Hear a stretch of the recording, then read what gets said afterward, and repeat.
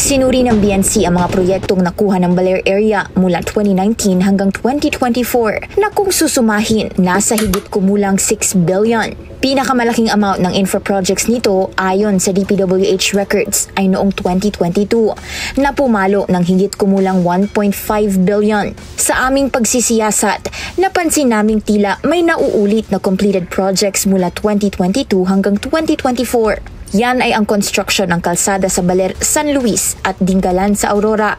Dalawa ang nag-appear na tila parehong proyektong ganito noong 2022 na parehong may amount na 96.5 million. Ang mga kontratista ay IRC Construction and Supplies at BMK Construction. Nang mag-2023, may similar projects din na nag-appear na IRC pa rin ang kontratista. Nasa 99 million naman ito, habang ang sa isa nasa 47 million lang at RNGM ang contractor.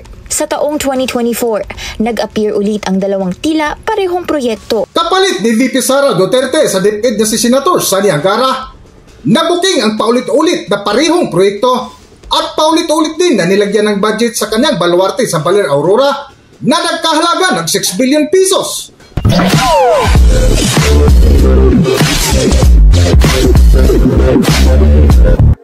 Welcome back to Kaakibat TV. Sa patuloy nga na investigasyon sa manumalyang flood control project sa buong bansa ay dumadami din ang natuklasang proyekto na overpricing, hindi natatapos na kontrata at hindi nakikitang proyekto na tinaguriang white elephant o ghost projects. At bukod pa dito ay dumadami din ang mga taong sangkot na karamihan sa mga tinatawag na mga proponents ay mga politiko na isa nga dito sa nadawit ay ang kapalit ni VP Sara Duterte sa DepEd na si Senator Sani Angara na may bilyong-bilyong piso in sessions. Bilyong-bilyong pisong proyekto rin ang pumasok sa Angara Bailiwick na Baler, Aurora mula 2019 hanggang 2024. Sa panahong yan, Chairman si Education Secretary Sani Angara ng Finance Committee ng Senado. Narito ang exclusive agenda report ni Hannah T. Kilalang baluarte ng mga Angara ang Baler sa Aurora. Ayon sa source ng Billionario News Channel, nagbuhos umano ng maraming infra project si DepEd Secretary Sani Angara sa Baler nung siya pa ay Senate Finance Committee Chair. Bago lumipat sa DepEd, hinawakan ni Angara ang Senate Finance Committee mula 2019. First cousins ni Secretary Sani, sina Baler Mayor Ret Ronan Angara at Aurora Lone District Representative Romel Rico Angara. Nang suriin nga ng Billionario News ay dito natuklasan ang paulit-ulit na parehong proyekto at paulit-ulit din na nilagyan ng budget simula 2019 hanggang 2024 na ang pinakamalaking budget ay taong 2022 sa pag-upo mismo ni Pangulong Ferdinand Marcos Jr. Para sa buong kwento, narito ating panoorin ang video. Sinuri ng BNC ang mga proyektong nakuha ng Baler area mula 2019 hanggang 2024 na kung susumahin, nasa higit kumulang 6 billion. Pinakamalaking amount ng infra projects nito ayon sa DPWH records ay noong 2022 na pumalo ng higit kumulang 1.5 billion. Sa aming pagsisiyasat, napansin naming tila may nauulit na completed projects mula 2022 hanggang 2024. Yan ay ang construction ng kalsada sa Baler, San Luis at Dingalan sa Aurora.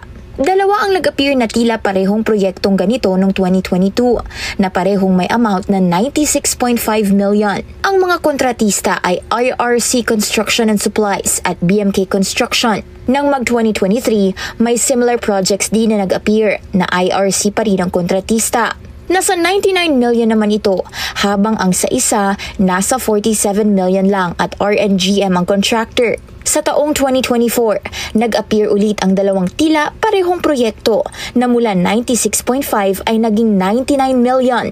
Napansin din ng BNC na tila may overlapping portions ang dalawang proyekto. IRC pa rin ang isa sa mga kontratista, habang RNGM Construction naman ang sa isa pa.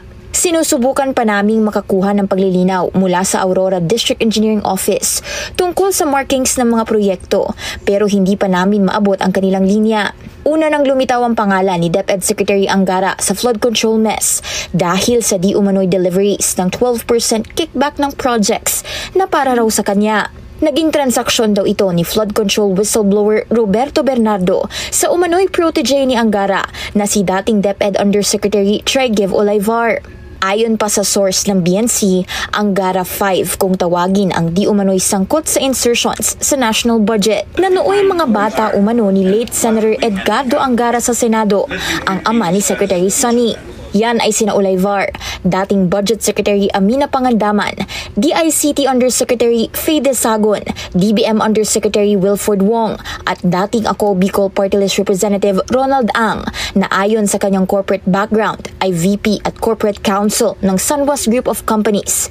Ang kumpanyang naiuugnay kay Zaldico na dati na ring Ako Bicol Party List Representative. Direktor din si Ang ng hotel companies na tied din kay Ko, kabilang ang Miss Cibis. Sinubukan namin kunin ang pahayag ni Angara tungkol dito, pero tila pinre-empt niya ang storya namin. Nagpaabot noon ng mensahe ang BNC sa kanya, pero hindi siya sumagot sa aming text. Kalaunan, nag-post si Angara sa kanyang X o Twitter account at ipinahayag na kaya raw nitong i-take ang demolition jobs. Pero wag na raw idamay ang patay na dahil hindi naman ito makakasagot. Sinisika pa naming makakuha ng pahayag mula sa mga idinawit ng aming source at handang i-air ito ng BNC oras na makalap namin ang mga ito. Para sa Agenda, Hannah T. Bilyonaryo News Channel.